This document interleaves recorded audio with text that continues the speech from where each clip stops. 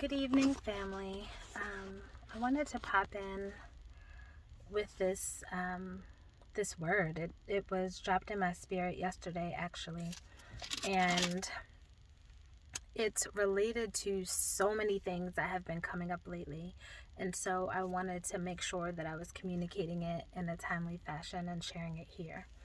And so Isaiah 47 was dropped in my spirit, and it is basically about the fall of Babylon.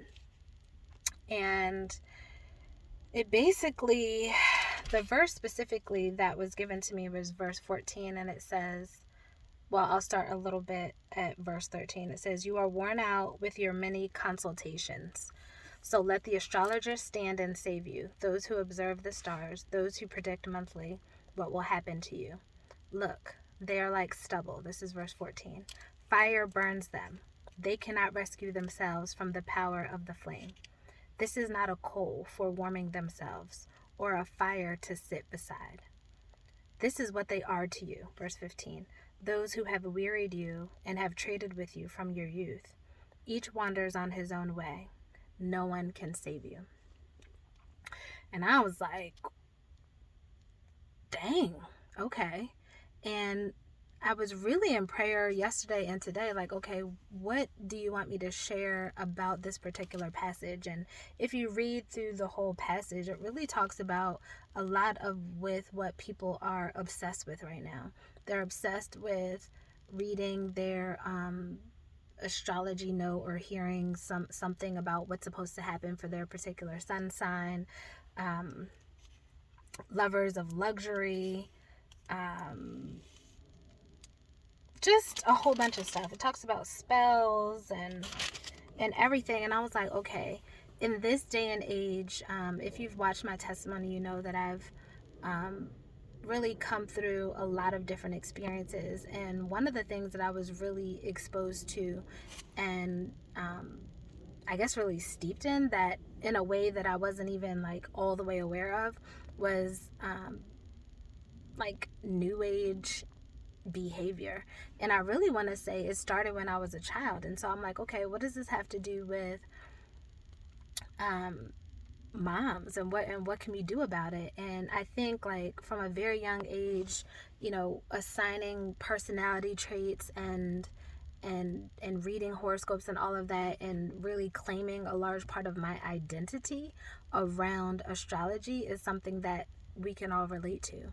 And when you think about your role as a mother and the high level of influence that you have, it's like, literally, even there's some cartoons with my 7-year-old, like, everything is steeped in witchcraft, everything is magic, everything is witches and warlocks. And I'm saying everything, and it's literally not every single thing, but it's a solid 85% of the cartoons that are out right now have this language, have these practices steeped in there. And you might say, oh, okay, well, it's no big deal. But what's happening is it's normalizing these practices. It's normalizing saying spells. It's normalizing manipulation. It's normalizing control. It's normalizing mind, influencing people's minds in ways that are so super subtle. And because it's a cartoon, you're like, oh, it's child friendly. There are so many things in so many aspects of entertainment that we are just not aware of. And so when I was led to this, I was like, okay, basically, the Most High is like, these astrologers ain't going to save your soul. I don't care what kind of spells, I don't care how many tricks you have in your hat, I don't care how many affirmations. Now, there's nothing wrong with affirmations, but spells and saying things to make something happen is manipulation. Now, there are spiritual laws and there are universal laws and principles that stand.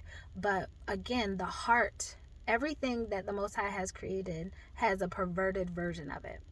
And there are things that we are doing that we think are innocent. There's things that we are allowing our children to be a part of that we think are innocent, but they are not. And when it comes time for judgment, when it comes time for Babylon to fall, your astrologer is not gonna say, oh, it looks like tomorrow is the demise of, oh, tomorrow it's gonna, no.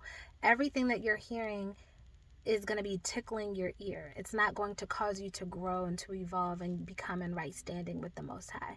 It's not, even when the things that are said aren't positive, it's not leading you back to the Most High. It is still something that is looping you in, that is helping you form your identity around whatever information is being shared, whatever sun sign, rising sign, all of this. And I'm definitely not saying this from a place of judgment. Literally, this is something that the Most High has had to correct in me literally within like the last year or so, because it was being revealed just how much a part of my identity it was, where it's like, I don't need to take on those personality attributes or whatever, because it's like when you're being told something over and over, this is who you are because you're this is who you are because you're that. The way the brain works, it eventually you become and start to exhibit these things. So as mamas, I'm encouraging you to be vigilant over the eye gates, the ear gates, the perspectives that you're allowing to attach themselves to your children, to yourself, right? Please pray about it and have your own conviction on it. But when I was reading this and it was talking about the fall of Babylon, and basically it's like, yeah, okay, go ahead, go take your astrologists and your warlocks and your witches, go ahead and sit down, but is that going to save you? And the answer is no. And what are you going to do? You know, because basically it's like, your nakedness will be uncovered, your disgrace will be exposed. I will take vengeance and I will spare no one. Now, I don't know about you, but I am not going to be depending on some cosmopolitan reading or some cards when I am in a position to possibly not have vengeance be spared upon myself or on my children. And a lot of times it's like, we're becoming very passive with what we're allowing our children to engage in culture. And I'm telling you right now, like, it's real. The battle is absolutely real. The battle for influence over your mind, my mind, and our children's mind, it never stops. I have seen some things, or I've listened to some cartoons, and I'm like, wait, what? I cannot even believe that these things are so blatantly being said, discussed, and or practiced on these cartoons. And so as a mom, I really want to just encourage you. You are the foundation of your home. You are the most important influencer. And so when it comes down to it and it's time for Babylon to fall, and I know that sounds, like, oh, Babylon's falling. But no, literally, when the world system is tanking, I am praying that you have invested enough in your children and poured into them the proper perspectives of how to have a relationship with the Most High, who their identity is in the Most High, how valuable they are, that it's not determined, their personality and characteristics are not determined by what day they were born. They're determined by who the Most High created them to be, and that you, as their parent, are constantly cultivating and encouraging and investing in who that is and building that up so that they can fulfill every mission, every calling that they are set on this earth to fulfill. So I want to encourage you. This was something definitely that I just, for so many years, it's been like, but why is that a big deal? Oh, it's just this. Oh, it's just that. But in this season and in this day and age, nothing is too small. Nothing is too big to be corrected. Nothing is too small or too big to be corrected.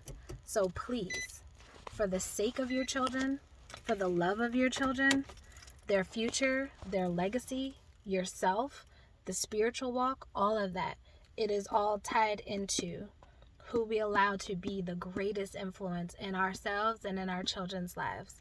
So please, I want to encourage you, rein it in. Everything needs to be underneath a microscope. Is it in line with your value system? Is it in line with your spiritual beliefs? Have you taken it to God to find out, like, is this actually sound? And I'm not sitting here, suggesting that you live in a box and you aren't exposed to this and that, but one of the things that my mom used to do as a child, and I used to find it so annoying, but I'm so grateful now, is even when we would watch, worldly things or movies or shows and things like that, when something crept up that was not in line with how she was raising me, we had a discussion about it. Hey, did you see what happened? What do you think about that? What do you think God says about that? What do you think about this, and that? How did you feel? How did that resonate in your spirit? And it really was a practice and a gut check for me to learn how to fine tune my discernment when I saw something and it seemed off, that I would go, something's not right about that.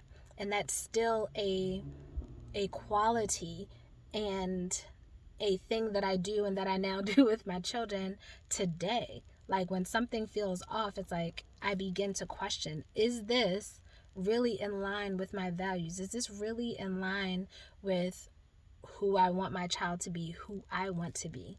And if it doesn't pass the test, then it's got to go.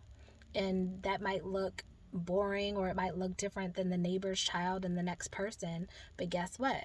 We're talking about real life stuff. We don't have time for play. And it's my responsibility as a mom and your responsibility as a mom to do the best that we can to rear and actually intentionally raise our children so that they are not caught up in the enemy snares and have to fight out of it like so many of us have had to do for so many years.